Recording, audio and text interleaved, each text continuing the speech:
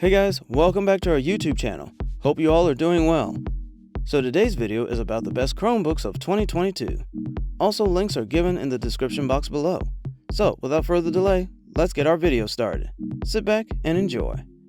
The Galaxy Chromebook 2's starting price of $449 may seem high, but the first generation model costs $999, so this new one is considerably less expensive. The Galaxy Chromebook 2's base model comes with an Intel Celeron processor, 4GB of memory, and 64GB solid-state drive, as opposed to the original's Intel Core i5 processor. The $699 configuration I tested has an Intel Core i3 processor from the 10th generation and twice the memory and storage of the base model, but other than that, it's identical. Because almost all computing on Chromebooks occurs in the Chromebook browser, their CPUs aren't as crucial as those on Windows PCs. There have indeed been many high-end Chromebooks over the years, but the Galaxy Chromebook debuted last year and was a cut above the rest. It is still, except for the display. There aren't many differences between the Galaxy Chromebook 2 and its predecessor. Chromebooks aren't known for having excellent shows, so the Galaxy Chromebook's stunning 4K AMOLED display really stood out. Additionally, it is unnecessary for most people and negatively impacts the Chromebook's battery life. It was a Chromebook's first and possibly final AMOLED display. A Full HD QLED panel, another first, has been installed in its place on the new model. The S Pen that came with the original Chromebook has been removed, another significant change. It's not just excluded, it's not even supported. Instead, Samsung decided to keep the Galaxy Chromebook 2 with a USI pen. A Samsung representative stated that the company does not currently manufacture USI pens and does not now have any plans to do so. The Lenovo IdeaPad Duet Chromebook was unquestionably one of our favorite Chromebooks, maintaining its place on our list of the best Chromebooks for more than a year. The Duet 5 Chromebook outperforms its predecessor in nearly every way, providing you're more interested in a laptop than a tablet. It's bigger, so let's start there. The 10.1-inch display of the Duet Chromebook from a year ago meant that its detachable keyboard was also 10.1 inches diagonally. The Duet 5 Chromebook's keyboard is much more akin to those found on Ultrabooks, which still don't have the most spacious keyboards but are still much more usable thanks to their 13.3-inch diagonal size. The 16:9 screen ratio and bulk make this much more of a laptop than a tablet. In contrast, the 10.1-inch 16:10 ratio model from the previous year was better as a tablet than a laptop because of the confined keyboard. Like its predecessor, the Duet 5 Chromebook keyboard's keys aren't backlit, and the keyboard itself is still quite flimsy. The trackpad itself could be improved. Our fingers come into contact with just enough friction to cause uneven swiping and gesturing, but not enough to prevent adaptation and proper pressure adjustment. The Acer Chromebook Spin 713 combines the best design elements from its well-liked Spin series of Windows laptops with a thin, light Chromebook. It boosts power and performance to become the first Chromebook to receive Intel Evo certification. Although some may think this is overkill, the Chromebook Spin 713 makes good use of all the extra power, making it a highly portable workhorse for work, school, or travel, and one of the best Chromebooks available now. The Chromebook Spin 713 costs $699, £599, or roughly $980 Australian, and is currently offered in the US, UK, and Australia. The Chromebook Spin 713 from Acer is listed as available in Australia, but no actual models were for sale there, so prices may vary between stores. Starting with the Chromebook Spin's 713 sturdy construction, Acer did not skimp on the laptop. The computer was constructed with an aluminum chassis, flexible but strong hinges, a cozy keyboard deck and trackpad, and a stunning touchscreen display with a 3:2 aspect ratio. Unfortunately, the Chromebook Spin 713 lacks any visual appeal, and in some ways you might even think that it isn't finished yet. However, this device clearly favors function over form. The trackpad is nice and responsive, and the keyboard has good travel and key spacing for typing comfort.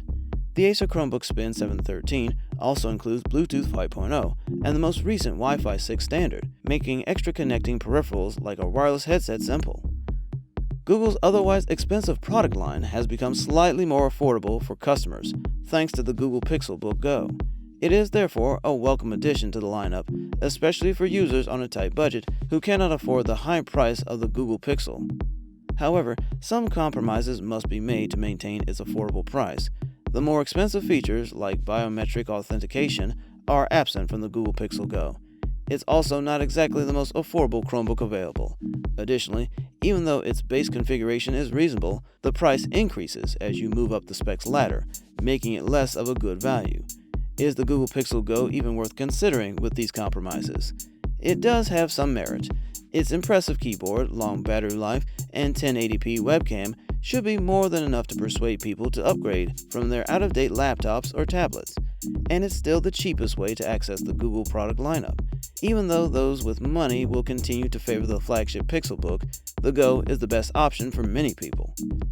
First and foremost, especially for a convertible laptop, the HP Chromebook X360 is inexpensive at Rs. $44,990. Yes, the X360 suffix indicates that it has the well-known 360-degree rotating hinge, allowing for tablet use, and there is nothing better for a Chrome OS laptop. Additionally, HP provides good specs for a cheap laptop suitable for casual users. The HP Chromebook X360 has a typical laptop appearance aside from the lid, which is a striking white color with slightly curved contours and sharp-cut lines. The design looks elegant because the hinges and the HP logo are finished in chrome. The Chrome logo is in the top right corner, as with all Chromebooks. The matte finish on the lid's best feature prevents smudges, but the white color is easily dirty. The interior resembles any other HP laptop, and the metallic keyboard deck is finished in silver. The standard backlit QWERTY keyboard has keys that are widely spaced apart and a sizable trackpad.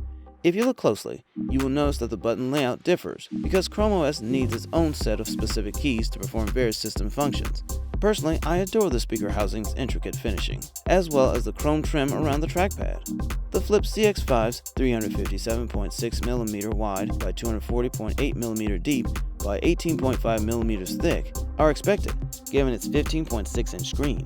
However, its 1.95 kilogram weight is noticeably sustainable and might be enough to put off some mobile professionals.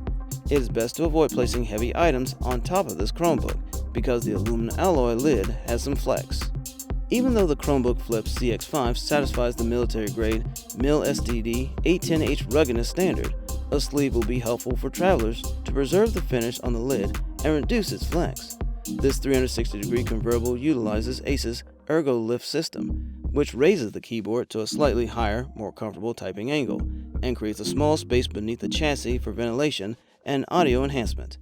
As the fingers are pushed back past 90 degrees, the lid section's base protrudes beyond the keyboard section's base. The screen has a 15.6-inch LED backlight, 16:9 aspect ratio, FHD display. A 720p webcam is located in the upper bezel, and the large bottom bezel eliminates a few centimeters of additional viewing space. The Ergo Lift mechanism also helps here. Twin speakers are mounted on the underside of the chassis. Part of each grille sits on an upward curve to prevent sound from being significantly obstructed by a desk. The keyboard also produces sound, so there is a lot of upward movement. All this is good, but the audio quality is average. The treble is slightly too accentuated, and the bass tones are absent. However, even at max volume, there is no distortion. So that wraps up today's video, guys. Hope you all liked it. If so, please leave a like, share, and subscribe to our channel.